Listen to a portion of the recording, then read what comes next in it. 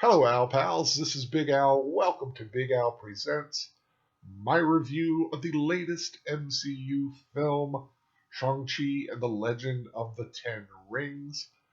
I would also like to add there will be spoilers ahead, so you've been warned. Also, this review only deals with this film as its own entity, not any other film in the MCU or any other opinion about the creators behind the MCU. And also, please forgive me for any mispronunciation that will be ahead. And trust me, I am positive there will be plenty ahead. But I have a hard enough time with English, so there you go. That being said, on with the review. Shang-Chi, a master of martial arts, must confront his past life as a trained assassin and son of Zhu Wenwu, the master of the Ten Rings, mystical weapons that grant their user immortality and great power. The Marvel Cinematic Universe meets wuxia Chinese fantasy film. Shang-Chi and the Legend of the Ten Rings is an entertaining superhero film introducing the newest hero to the MCU. Actor Simu Liu is profoundly likable as Shang-Chi and seems to infuse him with a goodness comparable to the portrayals of Superman by Christopher Reeve and Brandon Routh. However, what he lacks is the innate charisma to elevate the character and stand out among his peers. Tony Leung is phenomenal as Wen Wu, bringing an emotional complexity to the villain. He is immensely powerful and commanding, but also softened by his love of family and his grief over his wife's loss. Awkwafina plays Katie, Shang-Chi's quirky and ultra-loyal friend. Her humor is balanced and well-timed, fitting quite nicely into the story without feeling forced. She and Simu Liu have an easy platonic chemistry and are very believable as longtime friends.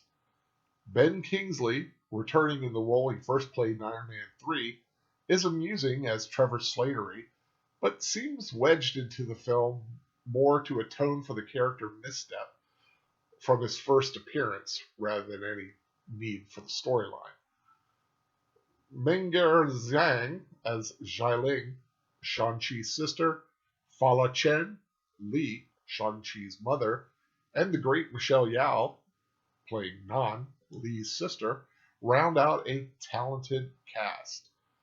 It's also quite fun that additionally Benedict Wong appears briefly but very memorably as Wong, the master of the mystic arts, first seen in Doctor Strange, and there are two other major characters who appear in mid-credit scenes, but I'm not going to reveal that. That's one spoiler that I'm not going to spoil. The undisputed highlight of the film is the exhilarating and beautifully choreographed fight scenes that evoke such classics as Crouching Tiger, Hidden Dragon and House of Flying Daggers. The martial arts action is like a graceful and brutal ballet enhanced by exceptional cinematography. The mystic land of Talo is a welcome addition to the many worlds the MCU has introduced to the audience. The mythical creatures there, reminiscent of Pokemon, are delightfully fantastical elements for the film. The special effects are solid, as should be expected in a major MCU production, but nothing extraordinary, though the effects depicting the Ten Rings are noteworthy. Shang-Chi and the Legend of the Ten Rings ends up being an extraordinarily entertaining film with appealing characters, poignant relationships, and incredible action sequences. Fans of both superhero films and Asian fantasy films should find this film an enjoyable distraction. Well, folks, that's my official review as it is written and as will appear on in written form, with a few embellishments, of course, as I went along and added a few thoughts. A few extra thoughts here at the end. I know I might catch a lot of guff, let's say, for comparing Simu Liu to Christopher Reeve and Brandon Routh. I'm not comparing him to the actors. I more wanted to bring attention to this aura of goodness that he seems to have. You look at him and what he's bringing to the role, he just seems like a really good guy, like that Boy Scout kind of feeling. And he's fine in the role because that's kind of what Shang-Chi is all about. You know, he's just trying to be this average, everyday kind of Joe getting along in his life.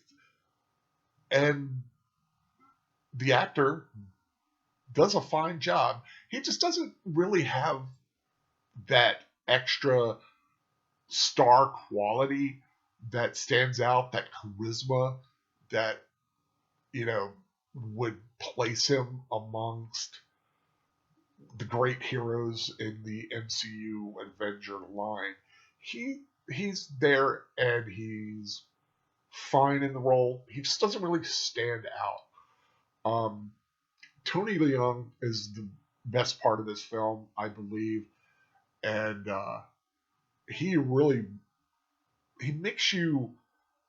I'm not going to say like the villain because he is a villain, but you understand him. You see where he's coming from. You understand his emotional uh, point of view, though his logic is very flawed and doesn't listen to anybody. And of course, that causes a lot of problems with the big final fight where there's like a big dragon and a big evil creature uh, that's sucking souls. It's a pretty cool film. It's like I said, if you like those Asian fantasy films and the way people can fly in the air and that little mystical quality that the Asian cinema has, that's definitely in this. And like I said, the fight scenes are fantastic.